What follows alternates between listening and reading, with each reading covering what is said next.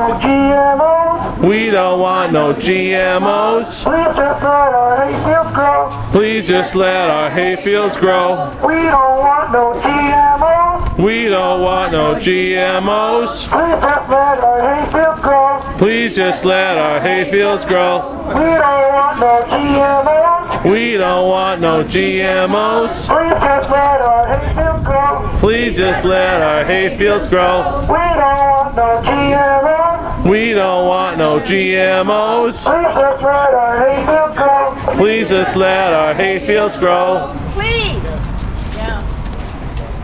All right, thank you. Where's this? Okay. Can you hand it to me later? Yeah. Good, thank you. Good. All right, who's leading this parade here? Is that you? That's me. Hi, I'm Kevin. Nice to meet you. My name's Dakota Cohen. Hi, Dakota. I met your mom earlier. That's right, yeah. Yeah, good. Thank you for coming here today. And Yeah. So, Mr. Sorensen, we are here today to bring you several issues to your attention. The first being the proposed approval of GM alfalfa in Eastern Canada, and the second being Canada's lack of regulation of all genetically modified organisms. We have brought with us two petitions today, one asking for a moratorium on GM alfalfa, and the latter asking for mandatory labeling of all GM foods. As I understand it, there's a bill in the House of Commons right now, Bill C-257, which is the private member's bill, which is asking for mandatory labeling. We have collected 425 signatures for a moratorium on GM alfalfa, and 300 and some signatures for the petition to amend the Food and Drug Act, or also known as Bill C-257. I'm not sure where that other... there you go. This is the petition to ask for a moratorium on GM alfalfa. As you can see, there's about 425 signatures, give or take a few. And this one is the petition to ask for mandatory labeling of all GM foods in Canada. right here. Yo-ho!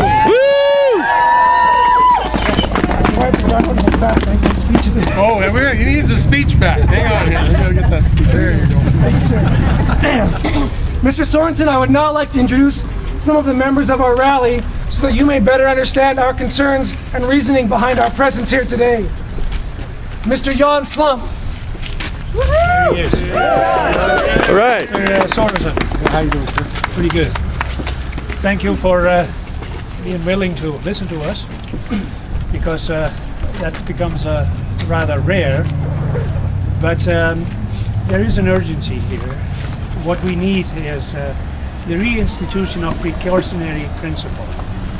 This is a technology that is doubted by scientists all over the world. Scientists all over the world have indicated the flaws of it. Yes. And we in North America are preaching it and introducing it as if it is, as if there is no problem. There's a very practical problem. I'm a farmer here in central Alberta. The very practical problem. Are you farming? I'm farming in Rimbey. That our markets are at risk by introducing this kind of legislation. And secondly is I farm on a healthy farm. I make good income. But I am very concerned with this kind of technology that my grandkids are facing a different reality. Because this is not from today till tomorrow that we cause big effects. The GMO. But it is a very risky thing down the road, and there is no need for it. If you go online and research plant breeding across the world, of corn, of soybeans, of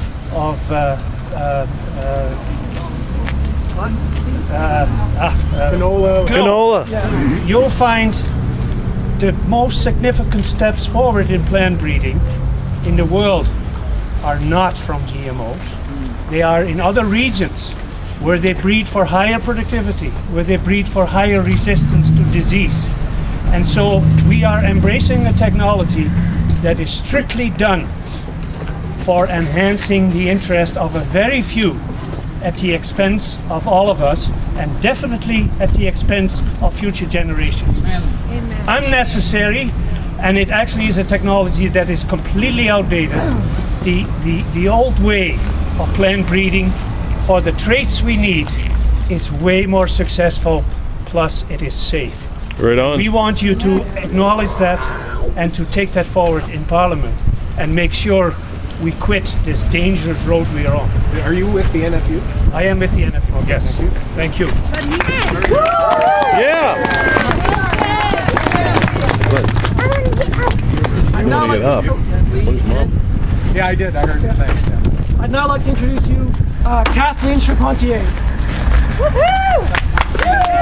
Hi, Kevin.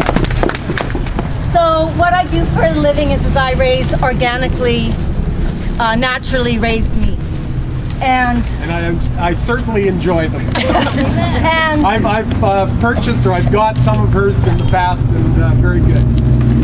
so my concern is, and I'm just going to speak specifically to myself right now, is my husband and I make our living this way. And we make a good living. And we have a very deep and rich connection to the consumers and the people that buy from us. And for me to have anything genetically modified like alfalfa on my place would deeply jeopardize my ability to raise my food in the way that I see fit and for the people who buy from me. And so I think we have to recognize that there are many of us, and it is a growing market. Organics is becoming big. The health of our population is expressing itself even in how poor our food is. So I'm just on appeal to, as the government looks at this, that there's many of us that are not involved in GMOs, and may we have labeling. All right, thank you. Right on. I'd now like to introduce Don Rosica.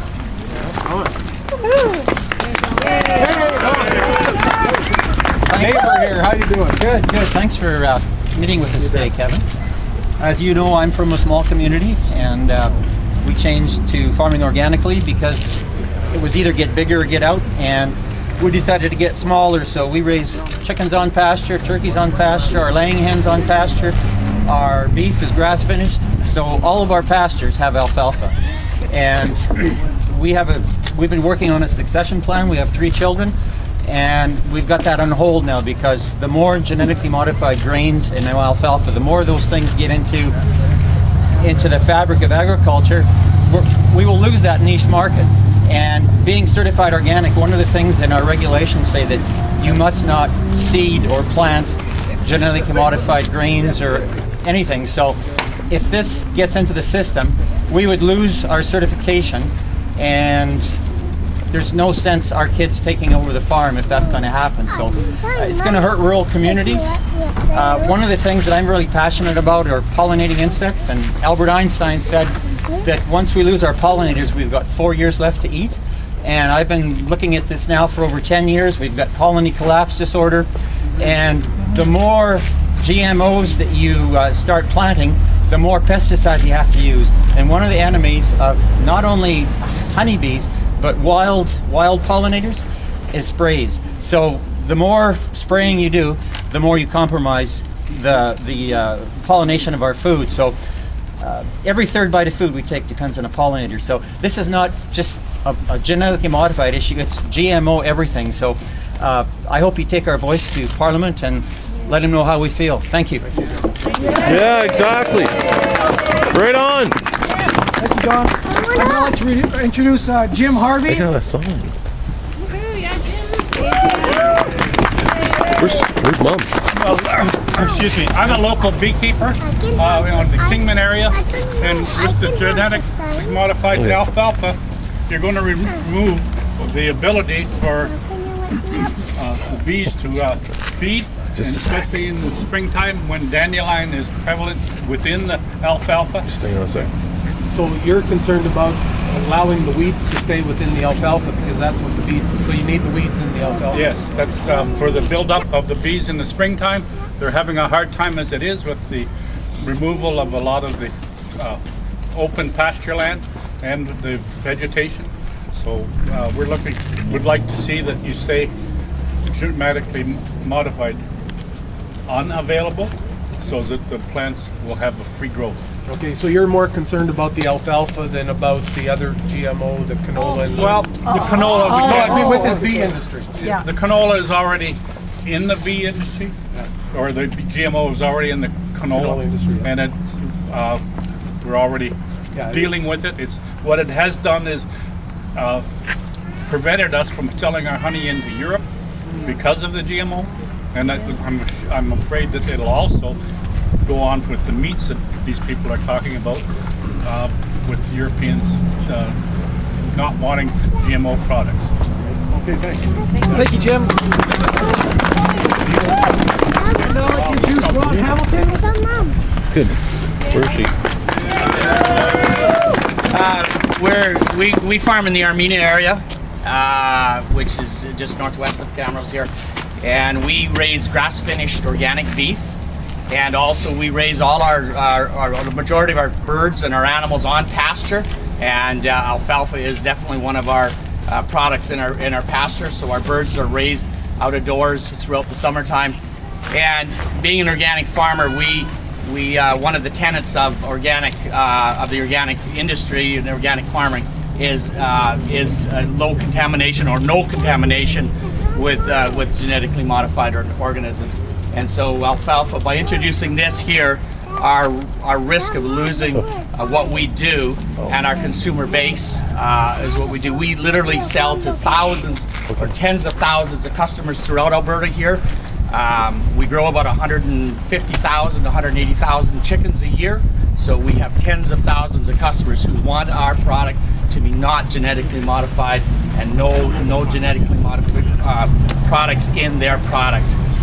And we are presently being involved in the non-GMO project right now, and that is to basically monitor the presence of genetically modified products in all of our feeds, and also all of our products. So we definitely want for our business, and it means it's a very important part for our business. Not only that, but from a personal level, we really feel that genetically modified products, our family does not want to consume them either. We really don't believe that you need to put a fish gene in a tomato. We really believe that. We believe that we don't have the right to do that, is what we have. And also that the herbicide, farmers feeding the world is another common phrase. We need to feed the world. Well, we need to actually work with the communities where the food needs to be grown, and they don't need our genetically modified food to feed the rest of the world. 85% of all the crops in North America are to 90% are biofuels and animal feed. So we're not feeding the world anyways. And then goes back to what Don was saying, talk about the amount of herbicide and pesticide use has astronomically risen since genetically modified crops have been introduced. When we first heard genetically modified crops being touted, it was to make sure that herbicide use was going to be lowered, but it's really turned out to be the other way, especially with the weed resistance that we have to herbicides, and now they're spraying some of the old like 2,4-D. They're spraying some of the very old pesticides and herbicides that are even worse for our environment right now than what the present herbicides. Thank you.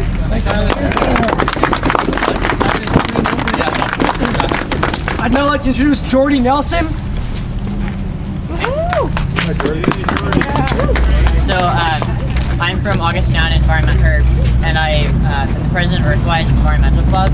And representing a consumer is that I feel we have the right to know if a product is genetically modified or not. And we go to the store, we can't tell because there's no labeling. And many other countries, such as in the European Union, require that. And I feel that we have a right to know that so that I can choose what I want to eat. Thank you. Bonnie Emery. Hi, I'm from Bluffton, Alberta, a beekeeper also. and we try and avoid GMO canola, and we sort of can over there a little bit, but the alfalfa would be impossible to avoid. Bees are like the canary in the cage, and they show us what's happening with all the other pollinators, and the pollinators are bees, butterflies, and all our positive insects, and we're losing them in huge numbers along with our own honeybees, and it's a tragedy we should be trying to avoid at all costs.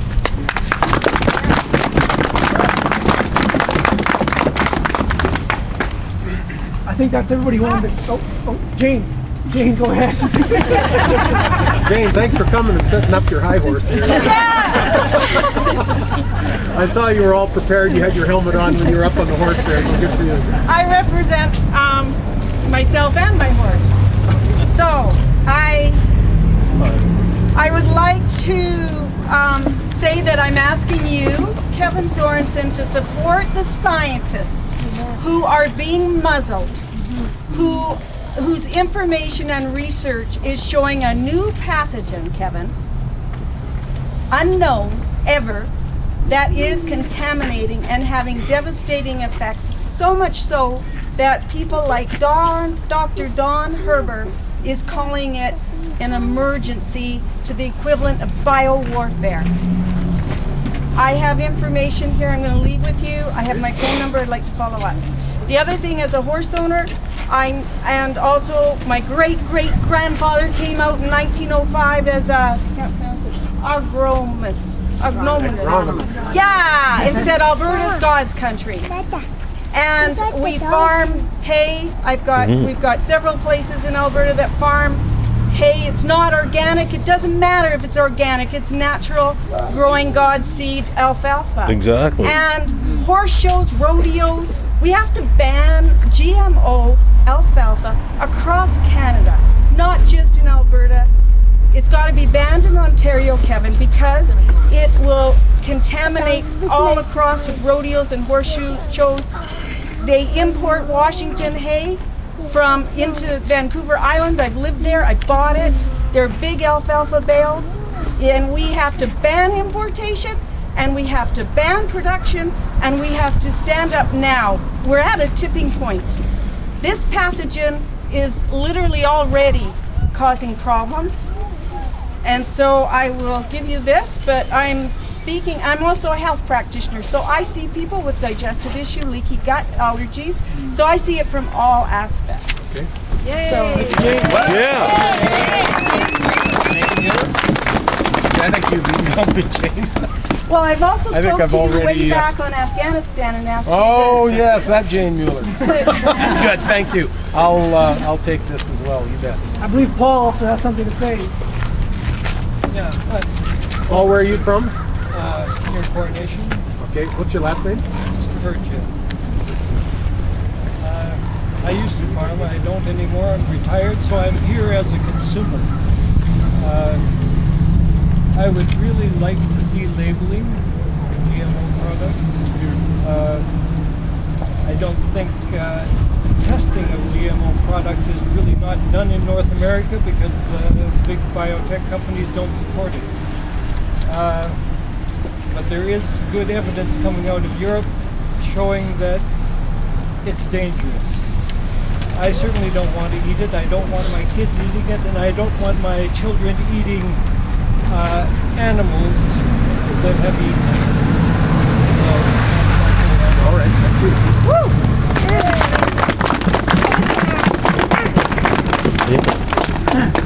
I would also just like to say that as a young person who is interested in becoming a farmer, this genetically modified alfalfa, as well as other genetically modified organisms, is basically scaring me away from following my dream of becoming a farmer. Things like this will prevent me from farming the way that I feel is best, i.e. organically and without the use of chemicals. However, in various countries around the world, due to either smuggling of seeds that are genetically modified or other means that are just not talked about, farmers and governments are forced into legalizing these type of seeds only after the fact that they've been introduced into the countries illegally. If that were to happen with GM alfalfa and we were to signed some sort of an agreement where it had to be labeled and it was already here, so we had to grow it.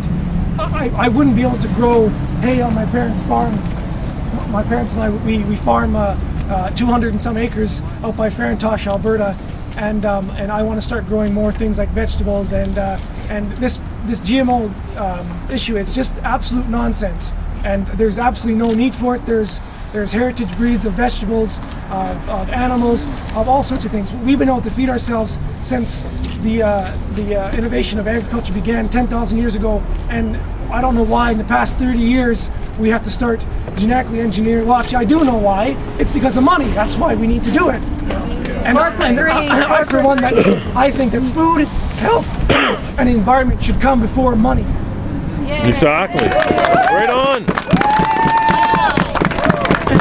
Got the other main thing, power. That's right, yes, sir. Because if you want to control the world, you control the food, and that's what Monsanto's trying to do. They're trying to kill us. Yes. They're poisoning us, they're poisoning the land, and they're probably a really, really evil organization because they have no sense of compassion.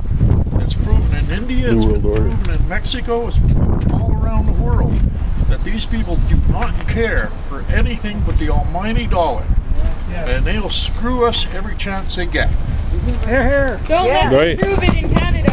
Yeah. So there are other things that I was going to present with you today and to read them out loud, but based on what other people have said, they've already covered a lot of the things that I was going to talk about. So I'm just going to present you with a letter that Mallory Obey, who is a professional agrologist in our community. In this letter, she describes some of the negative effects glyphosate has been having on farmers' fields in this community. She has asked me to give this letter to you on her behalf. And like I said, I was going to read them out loud, but basically they've already discussed it. So I'm just going to give you this letter, and you could go over it at your own time. Sure. Her email address is included in there. I believe she would appreciate it. I'll respond. If you get back to it. Oh, Mallory, yeah. I was with Mallory all morning. That's right, yeah. The second thing I'd like to give you is a report titled The Inevitability of Contamination from GM Alfalfa Release in Ontario. This is a report that was commissioned by the Canadian Biotechnology Action Network in partnership with the University of Guelph, the Saskatchewan Organic Directorate, the National Farmers Union, and various other notable organizations. This report clearly demonstrates that, and I quote, if GM alfalfa is introduced in Eastern Canada, contamination of non-GM alfalfa will be unavoidable. There are several ways in which this gene flow can occur. These may be broadly divided into three categories: seed escape, pollinator-mediated gene flow, and the gene flow through volunteer and feral alfalfa. We would encourage that you read this report in full so that you may be fully aware of the risks that are associated with the approval of genetically modified alfalfa.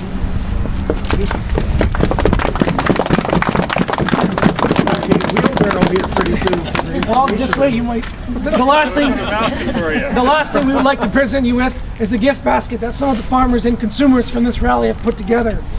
The items in this basket are all products that are direct results of non-genetically modified or organic alfalfa. If GM alfalfa is approved for sale in Eastern Canada, it is only a matter of time before it spreads here, and soon these products and many items like that will no longer be available. In short, the items in this basket give you an idea of the negative impact genetically modified alfalfa will have on farmers and consumers alike. Thank you very much. So, yours? I'll vouch for this. I don't know about the rest of this stuff, but I'll vouch for the meat. Can I say one more thing? Go ahead. No doubt. Thank you for listening to us. Most of us perceive that in Ottawa, the most powerful voices are the voices with a lot of money backing. We are facing a crisis about all aspects of society. And what we want to have our politicians realize, that when this crisis unfolds, it is not these deep wallets with money that will declare how it should be tomorrow. It will be the voices of the people at the grassroots. And Mr. Sorensen, we want to urge you to listen to that grassroots, because you and I, if we don't drop dead tomorrow, we will see that new era. It's that close. You want to be friends of the common people and people at the grassroots level, and forget about these big wallets of money that are all created unfairly at the grassroots level and at raping and pillaging our nature. So That's what's happening. yes, Yeah, sure. So you have Definitely. to ask yourself, which side do you want to be on? On the side of the grassroots, where real life is experienced, or on the side of bigotry? Because that's where the dilemma is in our current society. Thank you. Thank you.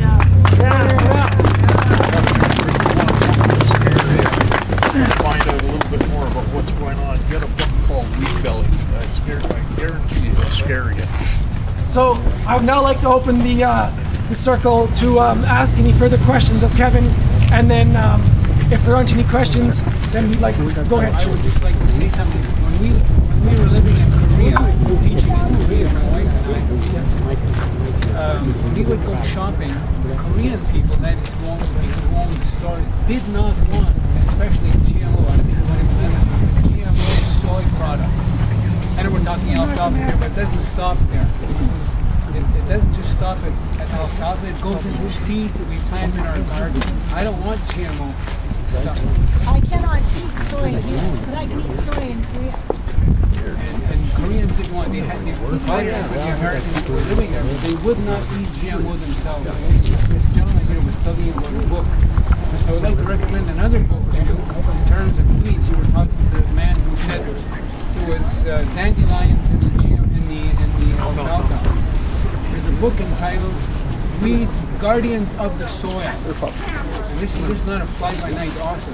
This man, he was suggesting that weeds can be beneficial to crops because they go down beyond the heartland and they bring out minerals to those crops. So, I mean, in a proper way, you can deal with weeds and not, someone mentioned the use of 2,4-D. It's Silent Spring all over again. Yeah. Okay, thank you. It was banned years ago. That's Now right. we're using it again, like, Silent Spring all over again. Are there any other questions? Go ahead. I am a consumer of food like everybody else here. I have connection to farming and stuff, but I think everybody in Canada is concerned about the kinds of foods that are grown and the kinds of foods that we are more and more having to eat, and not a lot of choice over it. And so I just want you to know that I represent probably lots and lots of other consumers. But I really would appreciate, I'm glad you're here and talking to us. Yeah, and I really would appreciate if you would have some kind of public response to this, the questions that have been posed to you. So either a letter to the public, in the paper, or something, so that we can hear what your response is. Because I don't really want to come to rally after rally and have the politicians that are supposed to be representing us act as if nothing has happened. So that's what I would like. Well, we'll see what we can do. We'll have to think on that one. why do you have to think on it? Well, on what would be the best approach. On what would be the best approach. But there will be a response. Oh, well, there'll be some response, yeah. Whether it be a public meeting or a column or whatever. I want to say, as a consumer, as a human being, all of us here have to eat food. We have to stay alive. Food is making us sick. This woman just said she can't eat soy in Canada, but she can't eat Korea. I can eat wheat in Europe, but I can't here. It Yeah, makes me sick, exactly. and it makes many, many other people sick. So, as a grandmother, as a mother, I appeal to your heart, the heart that you have for your family, your beloveds. We're all affected there by this. We're all in it together. You're not excluded. in any way. And so we need to take action. We need to change what's happening now for all of our cities and for the sake of future generations. We are at a point where we have no choice. There is absolutely no choice left. You know, it has to happen. Absolutely. There's no question it has to happen. Otherwise, we're all doomed.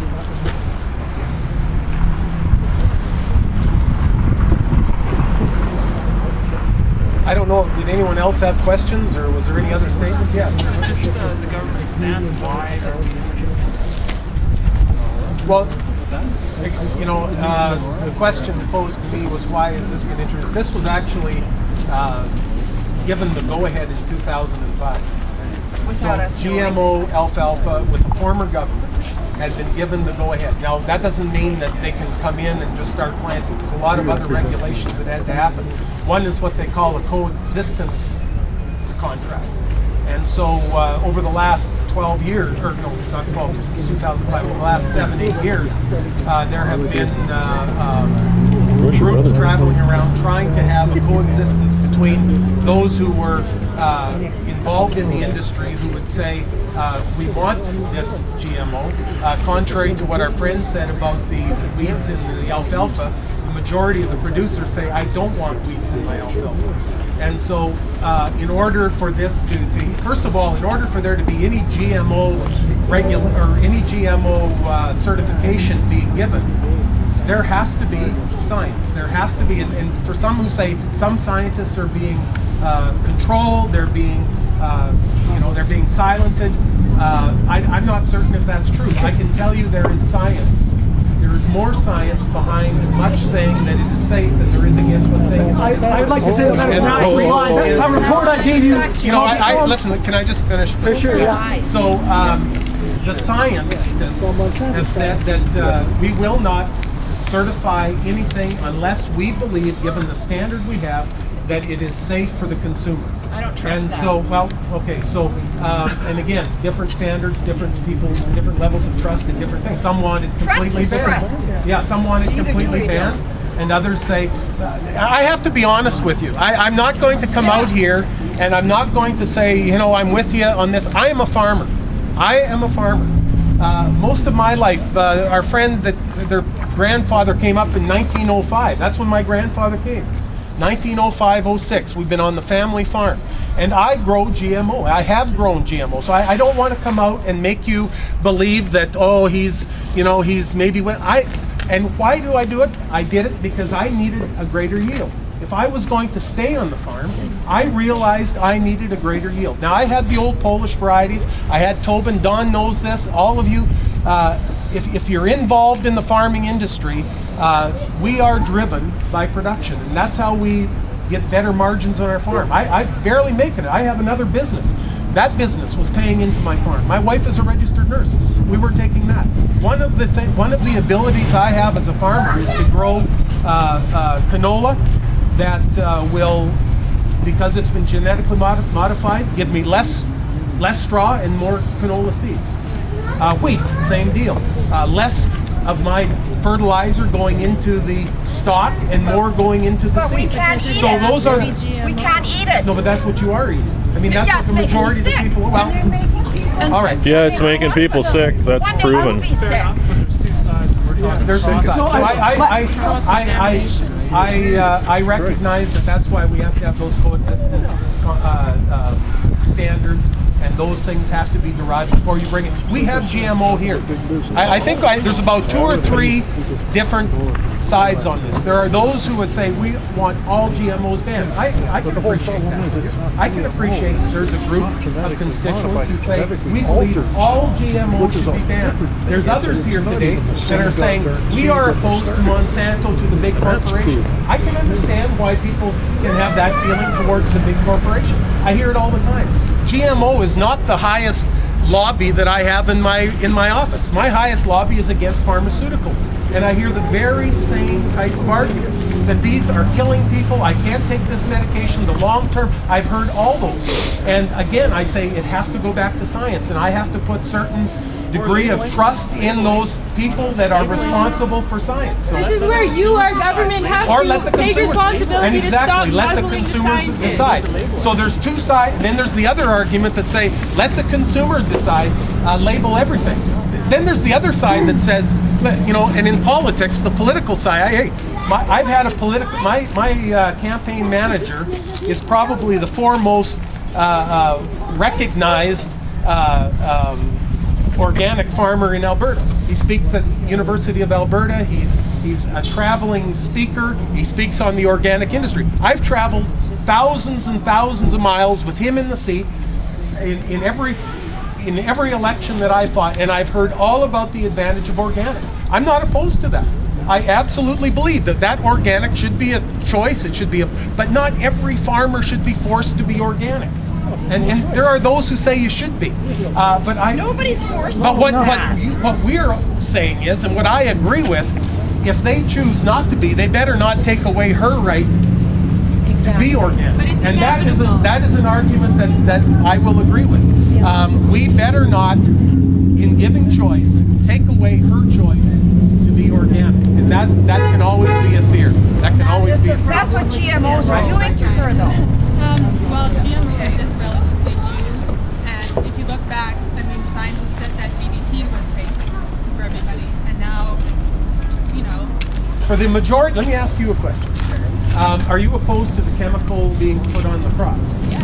Okay, I put less chemical on my canola seed than I would before when I wasn't growing GMO. But, I mean, the scientists have actually engineered that crop, that gene, to be different from the naturally occurring crop seed.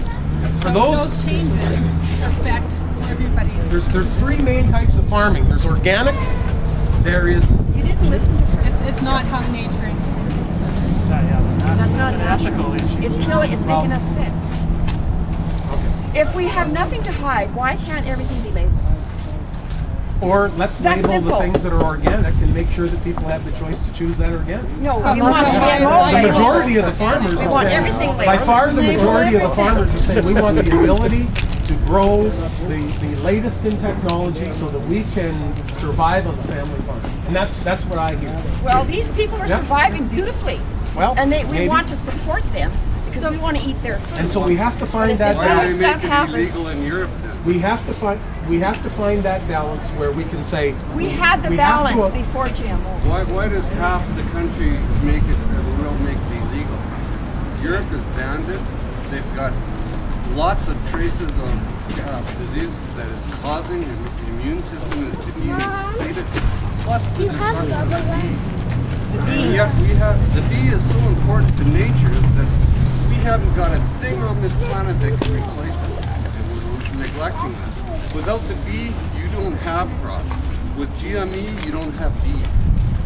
I think it's a cross-contamination thing too. I mean, that's the main thing, right? I mean, if it's passed, then these people don't have a choice, right? And why is the law based for the genetic seed? So if that seed goes into the natural grown wheat, it's illegal. But if his goes into the... Nope. Go ahead. Go for it.